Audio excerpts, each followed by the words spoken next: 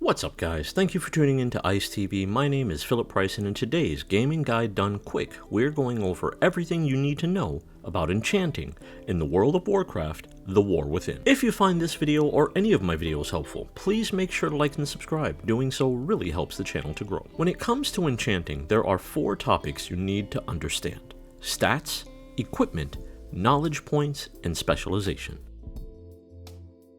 Enchanting uses the same stats as crafting professions and should be generally prioritized as follows. Number 1. Resourcefulness has a chance to refund some of the materials used for your craft. Number 2. Ingenuity, which has a chance to refund a percentage of concentration. Number 3. Multicraft, which has a chance to make more than one crafted item. And number 4. Crafting speed, which increases how fast you craft.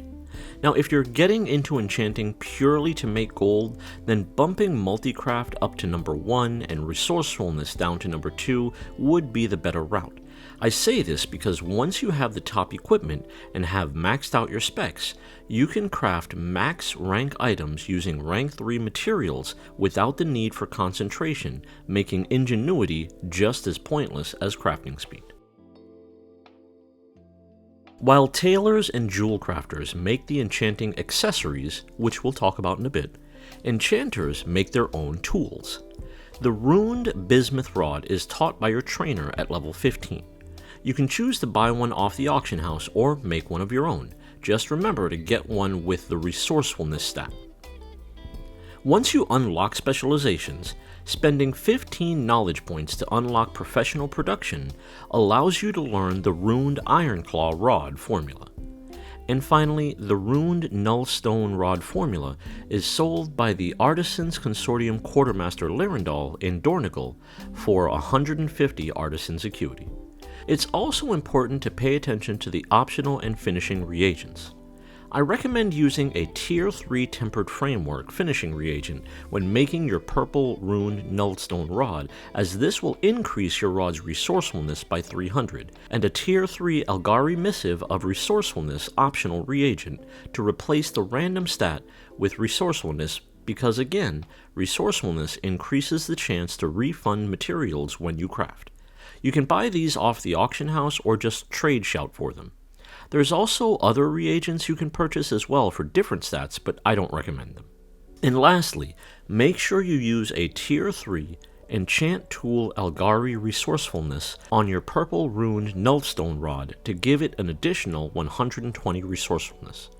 As far as accessories go, the green Weaver Cloth and blue Artisan's Enchanter's Hat, as well as the green Enchanter's Shard and the blue Enchanter's Crystal, these all have set stats, so just be sure to get the highest eye level version available from the auction house for the green accessories, and if you don't know any tailors or jewel crafters, just use the trade chat to have someone make the blue versions.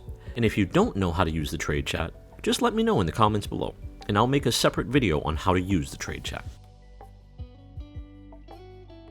Once you hit level 25 in enchanting, you unlock specializations which require knowledge points to unlock and improve the different nodes of each spec. Getting knowledge points is fairly simple. Once you hit level 5 in enchanting, every week the enchanting trainer Nagad will have a blue quest for you to complete. Whether it's a rare necessity, just a pinch, or the power of potential, whatever items he's asking for, you can just buy off the auction house. Completing this quest will give you the Algari Enchanter's Folio, which will give you 3 knowledge points. Next, you want to head out into the world and play in the purple dirt until you find a crystalline repository and a powdered fulgurance. Each of these items gives you 1 knowledge point, but the reason why it's important to do this first is because until you do, you won't be able to collect shimmering dust from disenchanting items.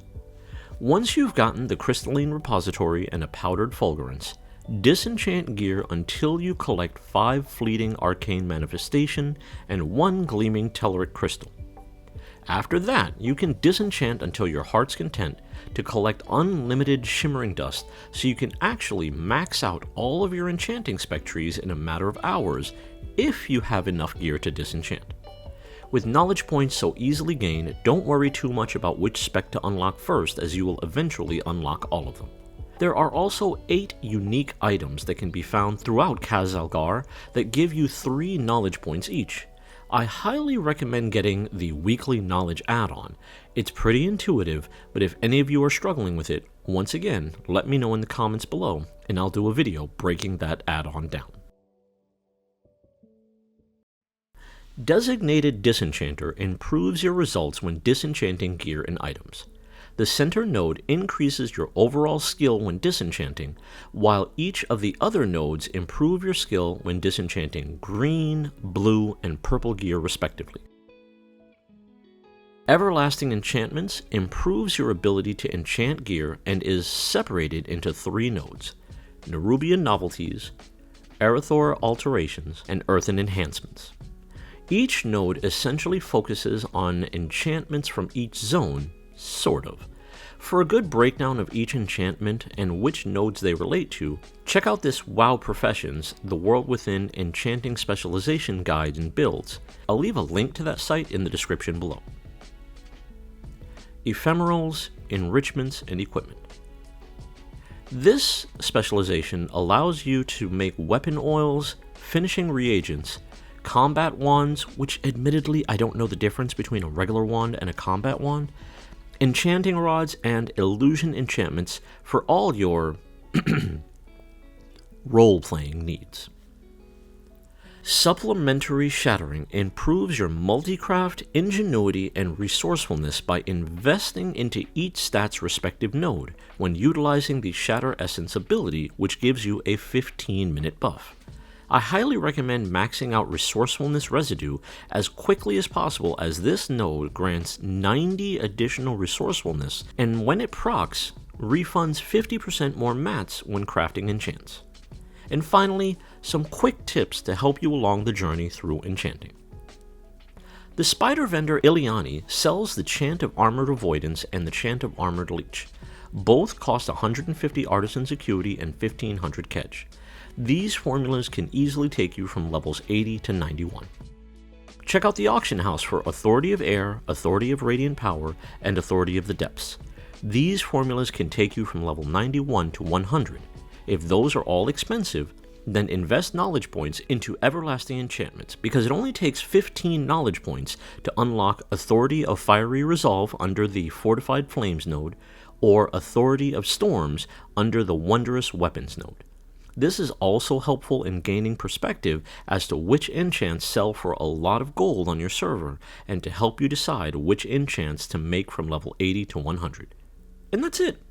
Guys, the plan is to finish all the profession guides before the beta for Midnight releases, so let me know in the comments below which profession you want to see a guide on next. The one with the most requests will get bumped to the top of the priority list. What about these guides have been most beneficial to you, and what would you like to see more or less of? At the very least, if you're still here, drop an emoji in the comments, because engagement matters. And until next time, stay safe, stay blessed, and stay tuned to ICE TV.